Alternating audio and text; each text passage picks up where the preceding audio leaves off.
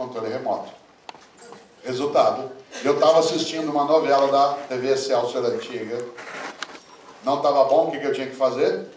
Levantar, mover um pouco no espaço, ir até lá, mexer no seletor, plaf, e atrás, mexer no ajuste de horizontal vertical, mexer na antena com o bom frio, e às vezes mandar o irmão subir no telhado para reposicionar.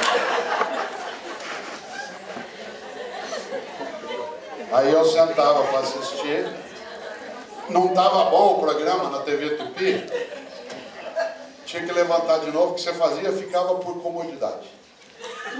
Aí apareceu o controle remoto que mudou o jeito de fazer. Hoje eu tenho escolha. Aliás, para que serve TV a cabo? Pra você não assistir nenhum programa inteiro. Tem gente que pega e vai no primeiro, tufi. E chega no fim e volta, tufi. Não tem nada fazendo essa porcaria. Agora guarda uma coisa, isso impactou a sala de aula.